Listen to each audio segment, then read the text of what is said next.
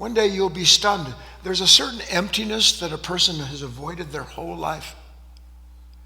And that emptiness is what happens when a person begins to enter into the peace of heaven. Because the peace of heaven is a time and a place without you in it.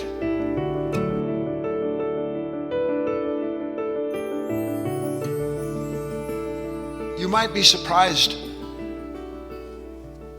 and you will be, to discover that the last thing that you want is peace.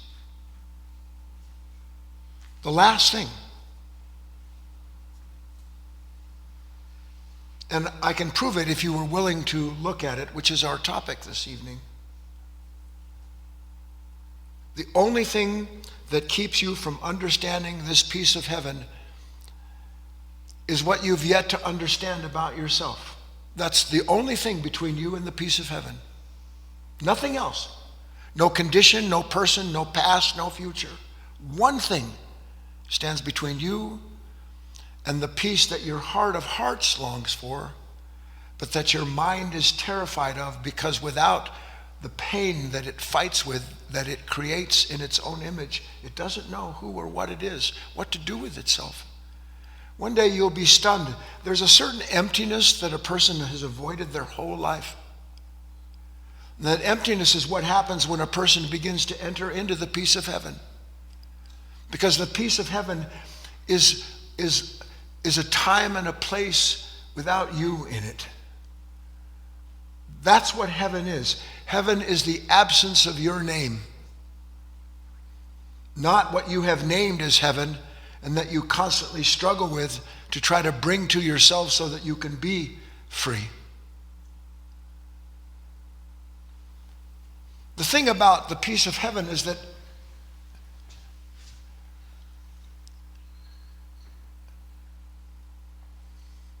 it is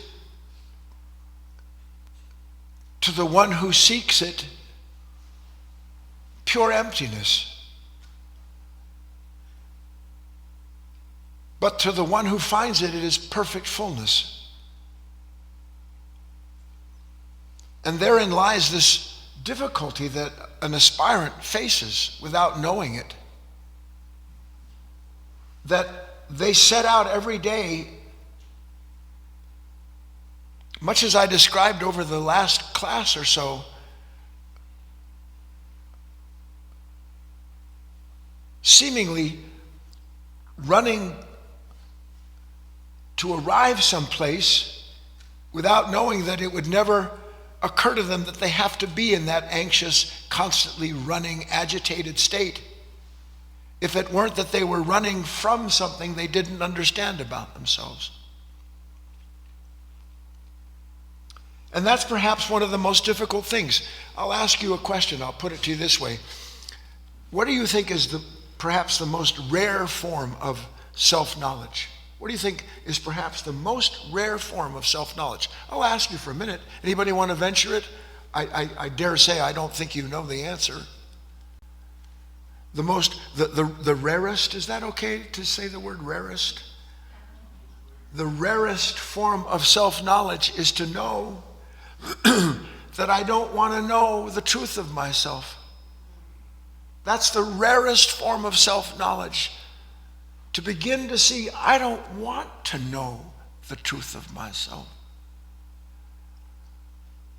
And the reason that that's such a rare thing is because the reason that I don't want to know the truth of myself is because if and when I see the truth of myself, it flies right in the face of everything that I believe is true about myself. I mean, I earnestly believe that and let's not misunderstand that, in any true aspirant, the love of God is what moves that aspirant to seek the relationship with God. But when a man or a woman actually starts to believe, I love God, I love the truth, that human being is deceived. And how do they know? How can they know they're deceived? Because when something shows them the truth of themselves, that's the very last thing that they ever want to see. That can't possibly be true.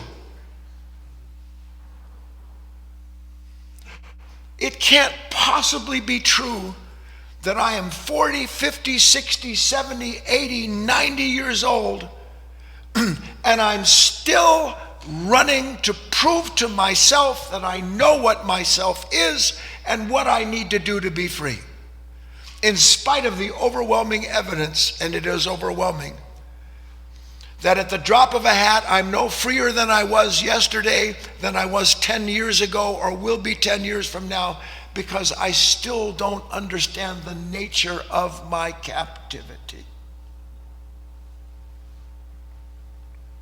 And that's why truth teachings forever are the most unpopular thing on the planet. Because I don't want to know about where it is that I'm asleep and a captive of a consciousness set against itself. I want to know that tomorrow I'm going to be something special. I'll have more special stuff, and I'll be less likely to suffer because I'll be in a more special situation than I was the day before. Hallelujah, brother, pass the plate.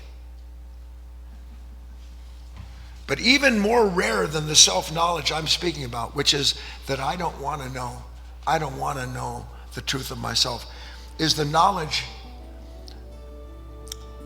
that until I agree to face the truth of myself, I'll never be free.